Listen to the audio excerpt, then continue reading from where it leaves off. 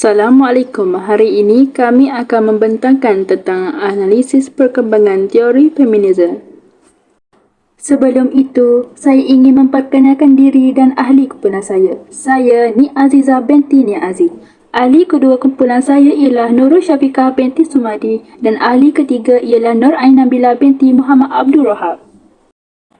Perbentangan ini akan dimulakan dengan pengenalan. Pengenalan ini bermula dengan penerangan konsep teori. Teori ialah perkataan yang berasal daripada perkataan Yunani iaitu theorio yang membawa maksud pemandangan. Mengikut pandangan Ramli Isil, beliau mengatakan bahawa teori adalah gagasan, definisi, prinsip, kriteria dan saranan yang memperjelaskan sesuatu objek. Teori feminis ini juga mempunyai latar belakangnya tersendiri.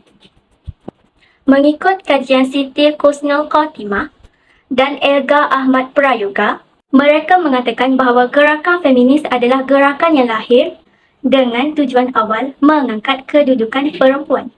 Feminis dalam perspektif barat ialah kepercayaan bahawa kaum wanita harus mempunyai persamaan dengan kaum lelaki. Antara persamaan itu adalah dari segi ekonomi, politik dan sosial. Walaupun kajian ini menunjukkan bahawa budaya barat telah berusaha menaikkan darjat wanita melalui gerakan feminis, namun sebenarnya darjat perempuan telah pun diangkat pada zaman sebelum wujudnya gerakan ini, iaitu pada zaman penyebaran agama Islam. Okey, saya akan meneruskan dengan permasalahan kajian. Umumnya, sebelum terjadinya teori feminisme ini, para wanita ditindas dan dilakukan seberono oleh para lelaki. Para wanita pada zaman tersebut tidak mendapat keadilan dari segi kebebasan, hak-hak wanita dan sebagainya. Teori feminisme ini melahirkan perasaan tidak puas hati terhadap sistem sosial yang bersifat berat sebelah. Oleh itu, kajian ini untuk mengkaji teori feminisme dengan lebih mendalam, menggunakan objektif tersebut iaitu mengenal pasti punca wujudnya teori feminisme, menganalisis teori feminisme dengan lebih terperinci dan menghuraikan peringkat gelombang teori feminisme. Selain itu, amat wajar juga kajian ini dilakukan bagi memahami teori ini dengan lebih mendalam.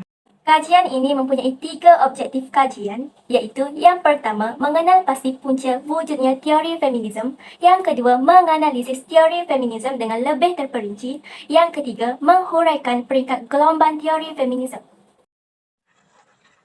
Kajian ini menggunakan 2 kaedah, iaitu kaedah kepustakaan dan kaedah internet. Literatur kajian. Stanley and Weiss 1999 mengatakan revolusi terjadi pada setiap perempuan yang telah mengambil aksi untuk mengubah gaya hidup, pengalaman dan hubungan mereka sendiri terhadap kaum lelaki-lelaki. Feminisme Marxis mengidentifikasi sebagai penyebab penindasan terhadap perempuan. Mereka mengisahkan gaya hidup perempuan terlalu berhubung dengan lelaki. Gaya hidup mereka bertukar-tukar menyebabkan kebebasan dinikmati tanpa batas. Kajian tentang feminisme juga dikaji oleh Wiyatmi 2012 bahawa pemikiran dan gerakan feminisme lahir untuk mengakhiri dominasi lelaki terhadap perempuan yang terjadi dalam masyarakat. Melalui projek, pemikiran dan gerakan, feminisme harus dihancurkan struktur budaya, seni, gereja, hukum, keluarga inti yang berdasarkan pada kekuasaan ayah. Ekspresi atau aksi feminisme dapat dilakukan dengan berbagai hal, baik melalui sikap, penulisan, artikel, puisi, novel maupun melalui pelbagai media lain.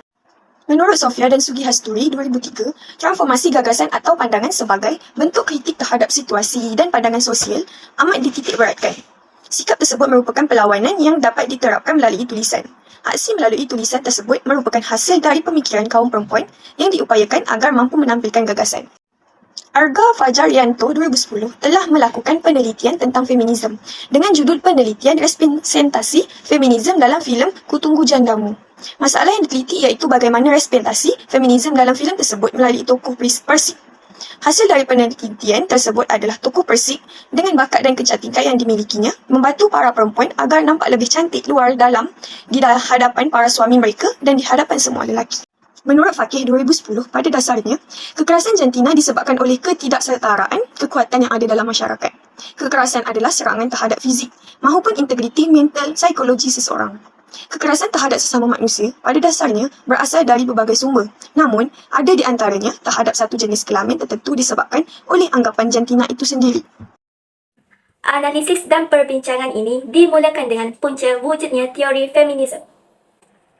Kebangkitan gerakan ini dikatakan muncul di Britain dan Perancis. kerana keadaan wanita pada zaman itu dikaitkan dengan situasi masyarakat dan ahli falsafah yang berkaitan dengan tindakan gereja yang cuba menguasai kekuasaan. Hal ini telah menimbulkan perasaan tidak puas hati kaum wanita. Perkara ini juga telah mewujudkan golongan penentang gereja yang memperkaitkan agama yang dibawa oleh padri serta raja-raja yang mendakwa mereka mempunyai hak ketuhanan, iaitu tindakan raja adalah segalanya. Keadaan ini telah mendesak golongan wanita masyarakat kuno untuk bangkit menegakkan hak mereka agar mendapat layanan yang setaraf dengan golongan lelaki. Pada zaman dahulu, terdapat karya yang dihasilkan oleh penulis lelaki yang menampilkan watak buruk wanita. Hal ini telah menambah kesedaran betapa perlunya wanita diberi kedudukan yang lebih selesa sama ada di dalam atau di luar karya. Oleh itu, gerakan feminisme ini amat wajar digerakkan bagi menjamin kedudukan wanita tidak dipandang rendah oleh lelaki. Selain itu, gerakan feminisme ini muncul kerana wujudnya rasa ketidakpuasan hati terhadap sistem sosial masyarakat yang mengakibatkan ketidakadilan gender kerana hak dan peluang besar hanya diberikan kepada lelaki. Perempuan pula tidak diberikan hak yang sama seperti lelaki. Perjuangan revolusi ini juga disebabkan oleh kaum wanita mula sedar bahawa mereka mempunyai kekuatan dan kemampuan untuk bertindak mengubah nasib mereka. Analisis teori feminisme. Teori feminisme merupakan salah sebuah teori yang amat popular di barat. Feminisme di sana merupakan medan perjuangan kaum wanita untuk mendapatkan status yang sama dengan lelaki dan menginginkan hak sama rata yang sekian lama telah diabaikan oleh sejarah. Muhammad Saifuddin Sulaiman et al. 2020. Selain itu, kajian Aryani Suryorini SEM 2012 turut mengatakan bahawa konsep feminisme yang marak di barat pada abad ke-19 dan 20 menjadi model bagi pembebasan perempuan di banyak negara berpenduduk Muslim. Mengikut kajian Miss dan Jayawardena 1983, gerakan feminisme ini wujud sekitar abad ke-18 dan ke-19 Masihi dan bertempat di Eropah. Kebangkitan gerakan ini dikatakan muncul di Britain dan Perancis kerana keadaan wanita pada zaman itu dikaitkan dengan situasi masyarakat dan ahli falsafah dalam menyela tindakan gereja yang cuba menguasai dan mendominasi kekuasaan. Hal ini telah menimbulkan perasaan tidak puas hati kaum wanita. Perkara ini juga telah mewujudkan golongan penentang gereja yang mempertikaikan agama yang dibawa oleh padri serta raja-raja yang mendakwa mempunyai hak ketuhanan, iaitu tindakan raja adalah segala-galanya. Keadaan ini telah mendesak golongan wanita masyarakat kuno untuk bangkit, menegakkan hak mereka agar mendapat layanan yang sama seperti golongan lelaki. Kajian gerakan feminis mengikut HUM 1989, halaman 78, juga menunjukkan bahawa gerakan feminis ini mempunyai gelombang yang tersendiri. Gerakan feminis ini dibahagikan kepada dua gelombang. Gelombang pertama memberi tumpuan kepada aktiviti kebajikan, menghapuskan perhambaan, menuntut hak yang sama sama pendidikan, upah yang sama dan hak penjagaan ke atas anak-anak. Gelombang kedua pula bersifat radikal serta bercita-cita ingin membentuk dunia feminis. Feminis juga terdiri daripada pelbagai aliran dan gagasan. Oleh itu, tidak hairanlah sekiranya ada yang mengkategorikannya kepada feminis liberal, feminis radikal atau feminis marxis. Selain itu, mengikut kajian Zalila Sharif 2003 halaman 15, gerakan ini juga mempunyai kelebihannya. Gerakan ini dapat menyedarkan bahawa golongan wanita tentang penindasan yang dialami oleh mereka. Golongan wanita yang memperjuangkan gerakan ini juga akan mengetahui tentang perbezaan dan persamaan yang dialami oleh wanita. Oleh itu, dapat disimpulkan di sini bahawa kepentingan feminisme iaitu dapat meletakkan wanita sebagai tumpuan utama dan mempunyai kedudukan yang tinggi dalam persepsi kajian iltizamnya. Tidak ketinggalan juga bahawa kajian Mitchell 1971 halaman 65 menunjukkan bahawa gerakan feminisme ini dapat menyokong kuat hak asasi dan emansipasi wanita. Objektif ketiga ialah menghuraikan peringkat gelombang teori feminisme. Peringkat ini terbahagi kepada 3, iaitu peringkat pertama, peringkat kedua dan peringkat ketiga. Pada peringkat awal iaitu peringkat pertama, feminisme telah membentuk satu gerakan untuk menyuntik kesedaran dalam kaum wanita untuk bangkit. Hal ini kerana pada zaman tersebut kedudukan wanita amat lemah dan ditindas oleh kaum lelaki. Pada gelombang ini, kaum wanita dianggap lemah dan kedudukannya lebih rendah daripada lelaki. Digambarkan juga bahawa kaum wanita tidak sempurna dan kehidupan mereka hanya bergantung kepada lelaki. Gelombang feminisme kedua pula bermula pada tahun 1960-an sehingga 1980-an. Gelombang ini dikenali sebagai gerakan wanita menuntut kebebasan.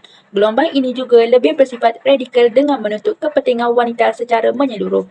Gelombang ini juga dinamakan sebagai feminisme gender.